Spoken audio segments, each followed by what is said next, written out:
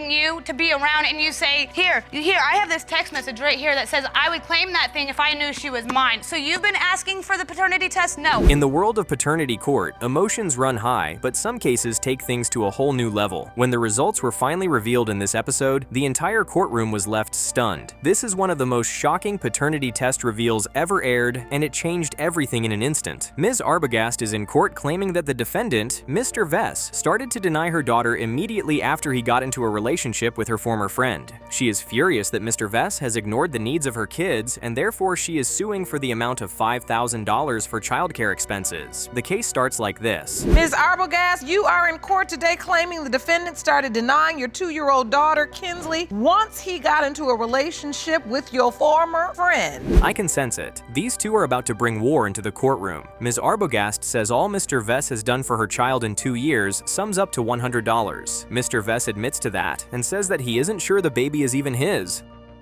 No. Do you help financially with that child? I have in the past, but recently, no, I have not. You have not helped in the past, not at all. You've helped $100 per both kids in 2 years. 2 years. Well, I wasn't expecting him to drop in like that. Apparently, Mr. Vess and Ms. Arbogast have another child together, but Mr. Vess believes that he is the father of that child. The crazy thing is that he also has not done anything for that child as well. Is he a deadbeat or what's going on? And Mr. Fritz is your current boyfriend? Yes, Your Honor. And you say he's the person helping you raise Mr. Vess's children? Yes, he's the one who they wake up to every morning. He's the one who takes them out, does things with them, plays football with them. He does the father role. Aha! Now I understand why he has so much knowledge of what's going on. Mr. Fritz is Ms. Arbogast's current boyfriend, and he is the one who has been helping with the kids. Both kids even call him daddy. Imagine that. That's really disappointing on Mr. Vess's side.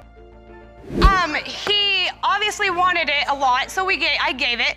Our date of conception was between August 11th and August 13th. Then he told me I couldn't be friends with somebody I had been friends with for 9 years. He told me if you to go have sex with him, that's the only way to break your emotional connection. Wait, what? I'm confused. Ms. Arbogast says that Mr. Vess told her that she couldn't be friends with someone she had known for 9 years, and the only way to break that bond was if she had sex with the guy in question. I'm sorry, but how does that even make sense? So wait, how did this happen then? You just go up to this guy and say, my boyfriend says we should have sex? It was late at night. He came and got me. We went to the lake and we went to the gas station, bought condoms, went to the lake, did our deal, and I went back home and got in bed with him. Man, this has to be the weirdest thing I have ever heard in this courtroom. What's even crazier is the fact that she actually followed through with it. Mr. Vess admits that he said something along those lines, but he only said it because they were in an argument and he was upset. He held her before I held her. Yeah, I thought she was my daughter until you told me that she wasn't. I never once told you she wasn't your daughter. What did she say, Mr. Vess? We were on speakerphone and she blurted out that Kinsley may not be mine. Wow, I think we can understand why Mr. Vess is having doubts. Mr. Vess' girlfriend tells the judge that she remembers when they were on a call, and Ms. Arbogast actually told Mr. Vess point blank that he was not the father of his child. As you would expect, she denies it. I have been begging for a paternity test. I even asked him to go and buy one of those $35 kits off the shelf DNA paternity tests that you do at home and then you send it to a lab. Oh, I don't have the money for that. Okay, but if you're the one begging for it, why didn't you go out and get it yourself? Because you're the one who denies her. The question that keeps popping in my head is how these guys were able to make 2 babies. Since the case started, they have not been able to agree on a single thing. Phew, I'm pretty sure Judge Lauren is tired of their back and forth. You say it's pathetic that you still don't want to grow up and claim your daughter that you signed the birth certificate for. Mr. Vess responds, I would claim that thing if I knew she was mine. Ms. Arbogast says, oh, so now she's just a thing. A thing? That could potentially be your daughter. Well, we can understand where Ms. Arbogast is coming from. He has actually never been in the kids' lives, much less tried to do anything for the kids. There's no guarantee that he is actually going to be any better if Ms. Arbogast allows him to see the kids. You believe, Mr. Vess, that you see a resemblance with Cameron, but not with Kinsley. Yeah, I see the resemblance between Cameron and Kinsley because, yeah, they're siblings. But do you have a resemblance with Cameron? But I don't see a resemblance to myself And Kinsley. You do not. No. She is pretty confident that the baby belongs to him. She says by looking at the child's face, she can automatically tell that the baby belongs to Mr. Vess. Well, like the judge said, protection is not 100% effective. I think we should put an end to this and see what the results say. Mr. Vess, you are the father. I see. This situation's got to change. Mr. Kennedy claims to be a nice guy who was forced to make a tough decision to drag the defendant to court to prove that he is not the father of her son. Ms. Pope, the defendant, is in court with her mother, and she wants to prove he is the father of her child. Well, here is how the whole thing starts. Mr. Kennedy, you claim to be a nice guy who was forced to make the tough decision to drag the defendant to court to prove you did not father her 3-month-old son, Christian. Is that correct? The case starts off with Mr. Kennedy telling the judge that he believes Ms. Pope is just looking for someone to pin the baby on. If we're to believe that, it means that she might have been sleeping with other men, but let's not jump to conclusions. Wait a minute, why were you sleeping with him if he was a jerk? He came off as an all-American guy in the beginning. We had a lot of things in common. We had the same birthday, the same football team. That's enough to sleep with somebody, Jerome. Birthday and a football team. Okay. So the bottom line is you all got along in the beginning and you started a sexual relationship with him. If we're being honest, that's exactly how it's supposed to be. Ms. Pope explains that she stopped having feelings for Mr. Kennedy when he started to accuse her of having feelings for her ex when clearly she wanted to be with him. My feelings had changed was because she didn't have a GED, she didn't have a future plan going for her. At the time, I was going to school for my associates in criminal justice. I was working and raising my first son, and it wasn't until my friend told me, you know, she doesn't have anything going for her at the moment, so you need to drop it like a bad habit. Nah, he did not just say that. Wow, I would lose my mind if someone said that to my face. Apparently, Mr. Kennedy explains that he lost feelings for her because she didn't have any future plans for herself, and he wasn't ready to commit to a woman like that. I found out that I was pregnant at 6 weeks. I had a cutie one morning and threw it up at work. I put the 2 and 2 together. It wasn't rocket science, and I knew that I was pregnant. And after that point, he really didn't have much to say over the fact that I was. Well said, Judge Lauren, well said. Mr. Kennedy drops a truth bomb and says that when Ms. Pope was pregnant, he asked her if he could be the father, and she told him that he was in the clear. And let's not forget the fact that she failed to admit that she was sleeping with 2 other men at the time. She even had the baby until after the baby was already here. She didn't tell you anything about the pregnancy, anything. You didn't hear from her until after the baby was born. Yes, I had Doctor. messaged him the night And you that I get went into some labor. messages. Yes. That's a really awkward way to tell someone that he could be the father of your child. Mr. Kennedy had no idea she was pregnant until the baby was born. From the texts he submitted as evidence, you can honestly tell he did not want to be the father. I took a 6-hour trip out of my day to go up and actually see the child with my own eyes just to make sure she was being truthful. I didn't get anything until after the child was born. And that's what any real man should do. The moment someone you used to sleep with tells you that they are pregnant with your child, the least you can do is go to see the child and the mother. But from his facial expression, it seems like he already had doubts about the baby. You do have to own the fact that once you tell a man or he becomes aware that there are 2 other possibilities, you do have a responsibility to get clarity on that. Do That's you why agree I'm with here. that? And that's why you're here. To be fair, Mr. Kennedy is not technically denying the child. The issue here is the fact that Ms. Pope already told him that he was not the father of the child, so her coming out of the blue to say that he is the father is just plain suspicious for real. He never told me who was on the other side of his gate. I also found out that there was another woman in his life that also had a child 3 months prior to me. If he would have told me that he was with somebody else and that she was also pregnant, I would have never even bothered with him. It's really that simple. Their relationship was never defined from the beginning, and that's why they are in such a mess. I think we've seen enough of their drama. It's time for us to get the results. Who knows? Maybe Mr. Kennedy is the father after all. Mr. Kennedy, you are the father. You are the father. All right. How do you feel? Ms. Hillman and her mother appear in court because the defendant, Mr. O'Neill, got her pregnant and has refused to do anything for her and the baby. She is here to prove that he actually is the father of her son. Mr. O'Neill stays confident and says that he knows for sure he is not the father of the child. Here is how the case begins. You and your mother are appearing today because you claim the defendant got you pregnant and has since refused to do anything for your 13-month-old son, DeMarcus. You've petitioned the court for a DNA test to prove that he is DeMarcus's father. Is that correct? Yes, Your Honor. Well, clearly something had to have gone wrong somewhere. Ms. Hillman says that Mr. O'Neill has no form of relationship with the child, and as far as finances for taking care of the baby go, it's her mother, and her grandmother that sort that out. I got my doubts. I ain't doing nothing for the baby. So you Nothing. mean it? Nothing. No chain, no diaper, no pampers, no nothing. Cause I ain't finna take care of nothing I ain't mine. But that is I yours. done been through that experience before. Well, So I ain't finna be no dummy 2 times. There is no shaking Mr. O'Neill. He stands firm in the fact that he has his doubts, and he is not going to take care of a baby that isn't his. He even says that this isn't his first experience dealing with something like this, and he is not going to be played for a fool twice. Okay, me and Mr. O'Neill, we met through 2 mutual friends. The first night we met, we chilled, okay, He told me I was his girlfriend. He didn't ask me like he told me. He demanded that, okay, you're my girlfriend, we're together. Haha, I'm not going to lie. That was very hilarious. Mr. O'Neill says that he likes a woman who plays hard to get, and in his opinion, keeping with Ms. Hillman was too easy. But guess what? Ms. Hillman says that that was not the case, and he actually begged to sleep with her. Were you using protection? No. So, That man wasn't neither. what other man? other She man? was with you. She was with That ain't you what it because is. y'all was at my house. So you were there. Love at first sight. That's what he told and then on top of that, the first time me and him with those mutual friends ever chilled, it was at my mom's house.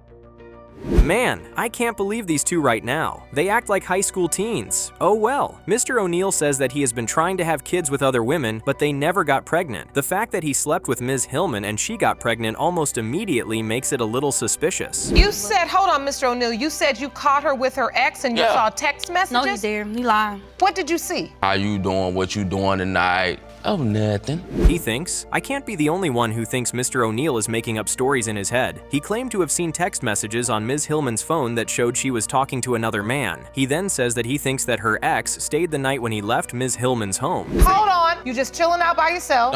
What happened? Me and my homeboy were in the park chilling. A random guy, he walked by first. He ain't said nothing. Walked by the second time and looked me up. And so he like, you little Nature baby daddy? I said, yeah, why? What's the problem? Oh, that's mine. That's supposed to be my homeboy, baby. Did she tell you that?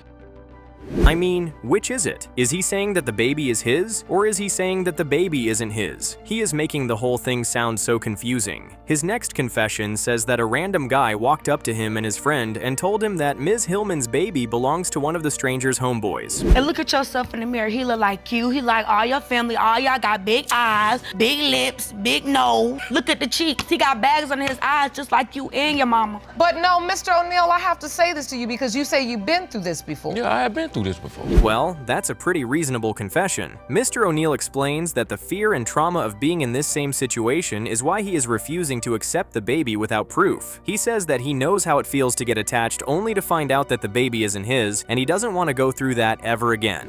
This evidence is DeMarcus's birth certificate, and under father's name, there is no father listed. And Your Honor, it's embarrassing.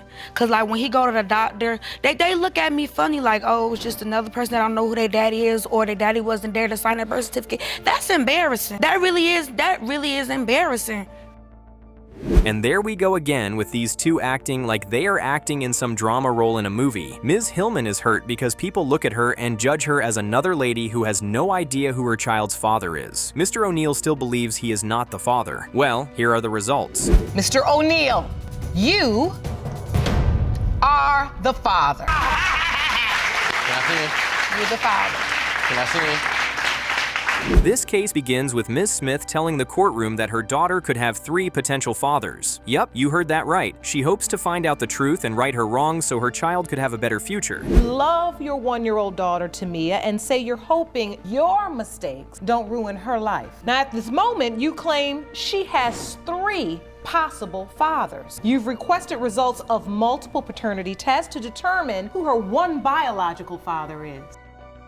Well, at least she's being honest about her situation. She told the judge straight up that while in her 8-year relationship, she messed around and she did this because she was going through a rough time with her husband. Mr. Bailey, you acting like you didn't participate, but you had sex enough to understand that there's a possibility that you're Tamia's father. She had sex with a lot of men that could be possible to father. That's not true. Not at all. Ow! Seems like Mr. Bailey and Ms. Smith love to kick it in bed. Mr. Bailey denies it, but Ms. Smith claims that they had sex in every house they found during during their house hunt. Talk about two people who love being in their spaces. This is a perfect example. Who did you tell that you were pregnant and that they were the father? I told She told both of us. Me No, and him I did actually not. stayed in my I did car. not tell him. He When I don't was even staying in Rome, know. Georgia, He don't we were even sitting in the know. car. I picked him up He don't because he even was know. walking. All they want to do is talk over each other. Glad the judge told them to bring their volumes down. It was almost as if my ears were about to explode from all their yelling. During the window of conception, and you potentially could be her daughter's biological father. No, I don't think so. You don't think you had a one-night stand, or you don't think it was during the window of conception, or you don't think you could be the daughter's father? Now that is one hilarious reply from Judge Lauren. He sure needs to check his math. He claims he slept with Ms. Smith during the window of conception, but says he is sure he isn't a possible father to the baby. I wonder how that works. I need to hear from you. When did you first hear about Tamia? About 2 months ago, the girl that I met her through came to see me, and she brought her and the child and another child. I was sitting in the car with them talking, and I seen the child, but she never said that I could be the possible father. Oh wow. I mean, if that's how things really played out, I would honestly think it was a joke or some type of prank. I'm on his side. If Ms. Smith really thought he was the father, she should have done better with the way she broke the news to him. Well, I have a medical condition. I was diagnosed with leukemia in 2009. Glad to see you're well. Yeah, I take chemo pills, and my doctor told me that if I did have children, that they'd have severe birth defects if I could have kids at all. One thing I love about this man is that he has enough proof to back up his claim. Seems like finding out the father of the child is turning into a mystery. I wonder what's going to happen next in the courtroom. She said me, his older sister, and her, we sat in the same kitchen together while the older sister was perming her hair, and she was telling me and the sister, oh, y'all need to get some of these. Does the yelling end? At this point, I think the only way out is to reveal the results from the DNA test. Well, here they come. That the biological father is Mr. Bailey. Thank you. That's the news you wanted, right? No, actually not. Mr. Miles appears in court to prove to his 37-year-old daughter that he is her father. He claims that he initially denied paternity when she was a baby, but wants to do the right thing and make amends. Ms. Turner, the defendant, wants to prove that he is not her father. Well, let's jump right into the case. It starts like this. Mr. Miles, you are in court today to prove to your 37-year-old daughter, Christine, that you are her father. Honestly, that's a perfect question. Mr. Miles has been absent from her life for 37 years, and all of a sudden he thinks it's okay to just pop into her life and say that he wants to be her father? It doesn't work that way. Let's not forget the fact that he actually denied being her father to start with. All of this started, I was young and I was stupid. I mean, I was 17 years old when I met your mom. I had no idea even what I was doing in life. Wow, that's one huge confession coming out of Mr. Miles's mouth. He admits that he was very young and stupid when he met her mother, and he had no idea that she was pregnant after they kicked it in bed a few times. The court summoned him and asked if he was the father, and at the time he said no because Ms. Turner's mom was sleeping with other men. How long were you in a relationship with her mother? It was about 2 months is about how long we were together. I was living with her because I mean, like I said, I was 17 years old. I was couch surfing. I didn't really have any place to live. I think any man would be upset if they got to find out something like that. Mr. Miles says that he believed that he was in a committed relationship with Ms. Turner's mother, but after they broke up, he found out that she was sleeping with 2 of his friends, and that upset him a lot. Just kept on saying, he's not your father. I don't know why he's doing this now after 37 years. So who did you grow up believing was your biological father? I didn't. Not until I was 16. I didn't meet Richard until I was 16 years old. So what was your childhood like growing up without a father? It's hard. Men, you can tell that her childhood was not exciting at all. She went through so much trauma because she didn't have a father to work her through life, and honestly, that can be very traumatizing. But like she said, she is a strong woman, and that's all that matters. Too, we filed our taxes. Taxes came back, and there's a letter. You owe like $28,000 in back child support. And that just shocked me. Like I said, I just didn't have a clue that was even there. It doesn't seem like Mr. Miles is telling the truth. I mean, what does he have to lose? He is the one who brought the case to court. He says that he tried to search for her, but back in his time, there was no internet or telephone, and he ran a proper search. When I was 16, and he came to my grandparents' house, and my grandparents actually let me go stay the night with him and his wife. I was never told about them until that very day. nothing to prepare myself for how I was gonna feel. The truth bombs in this case are just unending. Apparently, there was a time when Mr. Miles met Ms. Turner and he wanted to take responsibility and step up to be a father. But sadly, nothing fruitful came out of their meeting. Ms. Turner says that after she spent time in his house, he dropped her off and she never saw him again. Your Honor, we tried. My wife, she went through this. That's why it was so important, because she went and didn't have a father either. I had a father, I just didn't know my biological father. Oh, she is definitely not hiding that feeling. She is upset and she has every right to be. Mr. Miles's wife went through the same thing and she totally understands how Ms. Turner is feeling right now. She just hopes that her husband is ready to handle her emotions when the truth comes out. Both understand that her mother told her you were not her biological father. I didn't know that, because when we were in the court, she said I was the father. So after that, I assumed she would tell her that I was the father, because that's what happened in court. Why would she name her after his mother? Looks to me like Ms. Turner's mother is to blame for all of this. She never told her daughter the truth, and that's why they are all in this mess. Well, let's get the results and see if Mr. Miles is really her biological father. Here are the results. Mr. Miles, you are not the father. I'm very sorry. We've had a connection ever since the day that I met her mom. Are you ready? Because this case will throw you off your... Now, Ms. Hatcher tells the courtroom that before her son was born, she slept with 3 different men. She hopes to right her wrongs today and wants her son to know who his real dad is. Anyway, here is how the case begins. Confess that at the time you conceived your 2-year-old son, Josiah, you had sexual relations with 3 men. Now, you don't want your son to suffer for your mistakes, so you've requested paternity testing on all 3 men. I mean, I did say this case was going to blow you off your seat. How do you sleep with 3 different men before giving birth to your child? That's just crazy. How did she get herself into such a messy situation in the first place? At the time, I had sex with 3 different men around the same time my son conceived. I did have a 5.5-month fling with Mr. Scott, and I also had... No, Your Honor, that is not true.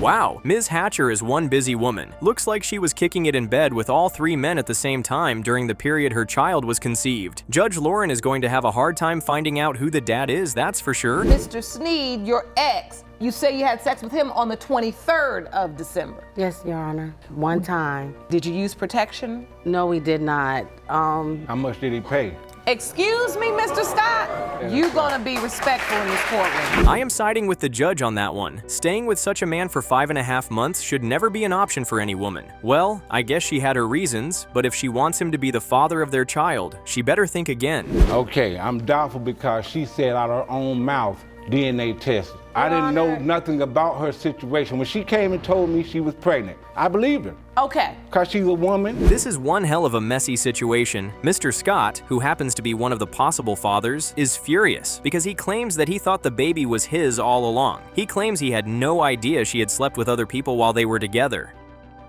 You know, I came to him like a woman and I said, you know what, Josiah might not be yours. Why didn't you just win? Josiah might not, When? Josiah might not be yours. When did you do that? It seems like Ms. Hatcher has a totally different story to tell the courtroom. She says that Mr. Scott never believed the child was his. She even claimed that he got a new girlfriend and told her that the baby looked nothing like him. Miss Hatcher, on the 26th of December, that's the day after Christmas, you should remember that. We got a hotel room that night. Possibility it could be mine. If it's mine, I don't have a problem with taking care of mine. Was it protected sex on that day? We had a little alcohol, but I think so, Your Honor. Haha, that was a hilarious answer. Ms. Hatcher claims that she remembers having sex with Mr. Blake twice, and the second time, they did not use protection. As you would expect, Mr. Blake doesn't go with her story. I wonder who is telling the truth. Well, he got broad shoulders like Mr. Blake, and he has, you know, his hands are thick, his feet are flat. I really don't know Mr. Blake that well. Okay, so you also say you have good reason to believe that Mr. Sneed is the father. You see similarities there. Yes, I do. In his feet. Explain.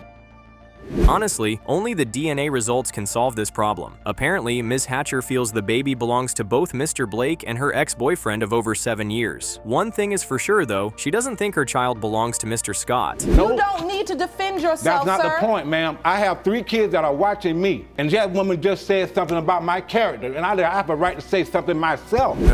One can only ask how these two managed to even find themselves in the same room, let alone sleep together. All they do is yell at each other. Geez, if they end up being the parents, it would be a disaster. Then we find out who his father is, whether it is me, him, or him. I want to know, because if he's mine, I want to be with him. I got 3 kids. I would give my last. Well, I wasn't expecting to see a soft side from Mr. Scott. It seems like he doesn't mind being the father of the child. Well, let's see what the DNA results have to say about the whole situation. Who do you think the father is? When it comes to Mr. Blake, you are not the father. I'm sorry. When it comes to Mr. Scott, you are the father.